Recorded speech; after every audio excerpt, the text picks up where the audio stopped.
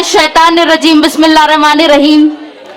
जनाब इम्तियाज जलील साहब, जनाब नासिर सिद्दीकी साहब, एसडीपीआई से अपना फॉर्म विड्रॉ करने वाले कैंडिडेट आए हुए यहाँ पे हमारे भाई, यहाँ मौजूद मेरे भाइयों, बुजुर्गों, मेरी माँ और बहनों, अस्सलाम वालेकुम वरहमतुल्लाहि वबरकातुहू। महाराष्ट्र इंतखाबात में सरगर्मियों का माहौल तो है, मुख्तलिफ पार्टियां हिस्सा तो ले रही है, लेकिन ये नहीं मालूम कि कौन किसके साथ है। महाराष्ट्र में सियासत एक मजाक है।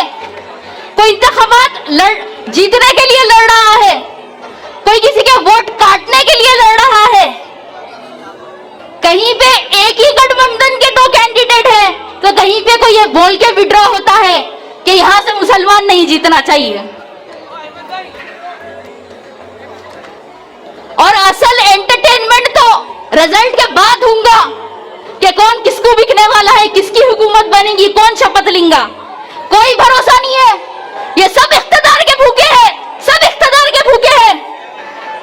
और दूसरा इनका मकसद ये है कि यहां से कोई मुसलमान लीडर ना बने, यहां मुसलमानों की लीडरशिप आगे ना बढ़े।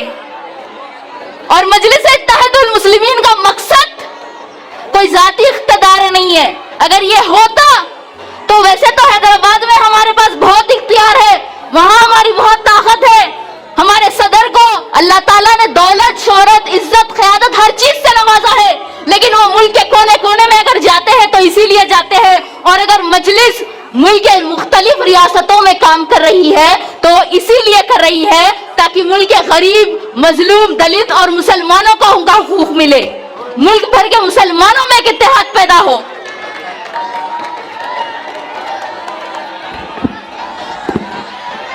हम भारत के मुसलमानों को जगाने निकले हैं कि अब 75 साल से हम सियासत में वोट देने का तो काम कर रहे हैं, लेकिन अब हम खुद सियासतदान बनेंगे, हमारी खुद की सियासी क़यादत होगी, हम खुद एमएलए और एमपी बनकर असेंबली और पार्लियामेंट में जाकर हमारा हक हासिल करेंगे।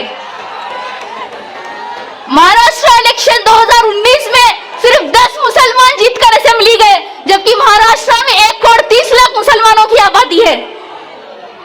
और फिर ये साल हुए लोकसभा इलेक्शन में किसी भी पार्टी ने पूरे महाराष्ट्र में से एक भी मुसलमान को टिकट नहीं दिया, सिर्फ एक इम्तियाज जलील साहब ठहरे थे और उनको भी सबने मिलकर हरा दिया।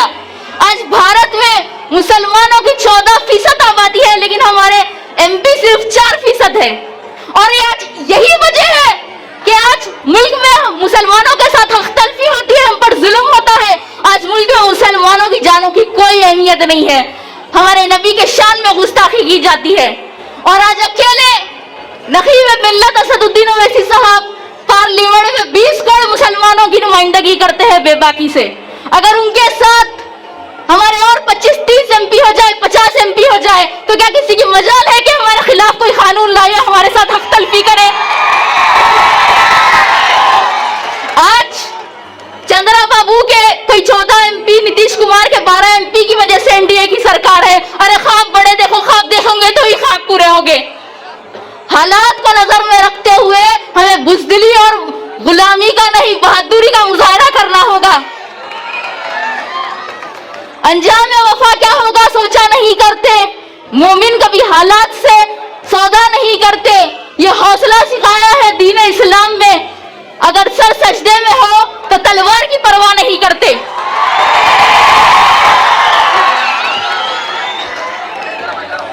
आप लोग तो वो शहर औरंगाबाद से हो जहां हमने हुकूमत की थी। ये लोग बहुत सियासत खेलते हैं, संभाजी महाराज, औरंगजेब, संभाजी महाराज। अरे तारीख पढ़ लो, इस बंजर शहर खटकी को आबाद किया था मलिक अंबर ने। उस इतिहास को कैसे बदलोगे? उस इतिहास को कैसे बदलोगे? बड़े औरंगाबाद को संभाजी नगर बनाने वाले। औरंगाबाद की आवाम से मेरी बस यही गुजारिश है कि आप लोग भारी अक्सरियत से इम्तियाज जलील साहब और नासिर सिद्दीकी साहब को कामयाब करिए।